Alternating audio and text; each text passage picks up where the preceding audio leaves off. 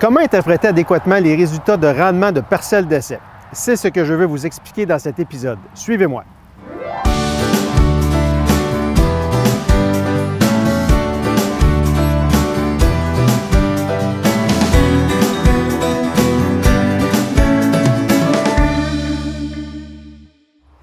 Nous sommes en pleine période de récolte et, comme à chaque année, les compagnies semencières et les détaillants réalisent des parcelles d'essai au champ de leurs hybrides de maïs et de leurs variétés de soya afin d'évaluer leur performance.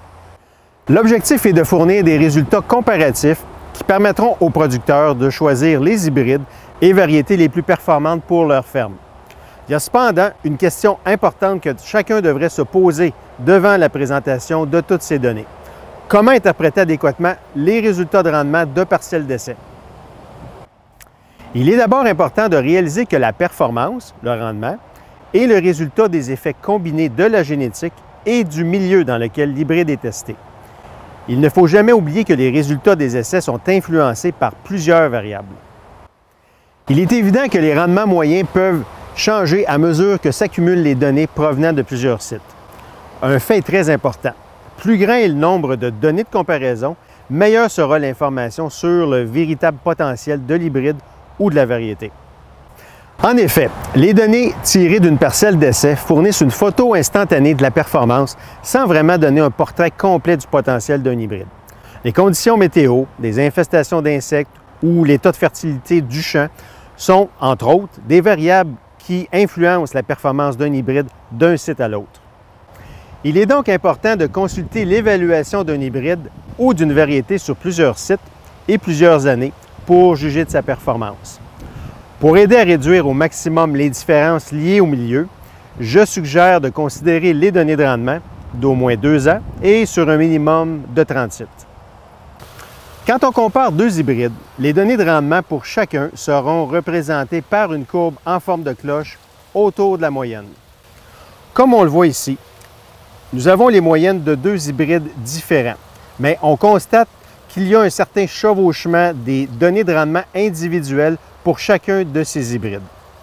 Une observation plus spécifique pour un hybride peut être supérieure aux observations pour un autre hybride, bien que la moyenne de rendement de cet autre hybride-là soit supérieure au premier hybride. Ce fait peut être une réaction au milieu ou le simple fait de la chance. Certains milieux de production peuvent favoriser un hybride plutôt qu'un autre.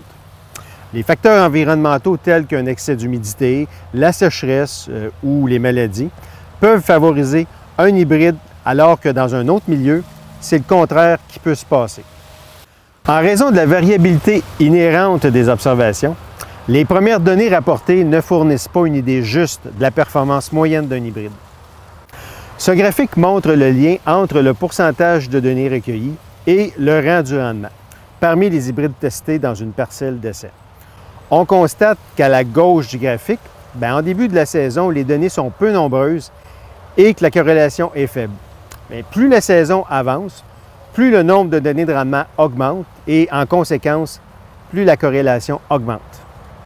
Une corrélation élevée permet une meilleure estimation du véritable potentiel de rendement d'un hybride et de son rang parmi les autres hybrides testés. En résumé, il est important de réaliser qu'aucun hybride ou variété remportera les comparaisons dans toutes les parcelles, même s'il présente un potentiel de rendement nettement supérieur. Avec un grand nombre d'essais, les meilleures semences obtiennent généralement de 60 à 65 % de victoire dans les comparaisons directes. Les facteurs environnementaux, le potentiel génétique, la variabilité au sein des essais sont à l'origine des différences de rendement que l'on observe dans les parcelles d'essai. Plus le nombre de données et de comparaisons est élevé, plus la description de la performance de rendement est précise et plus le producteur peut avoir confiance d'avoir choisi un hybride gagnant.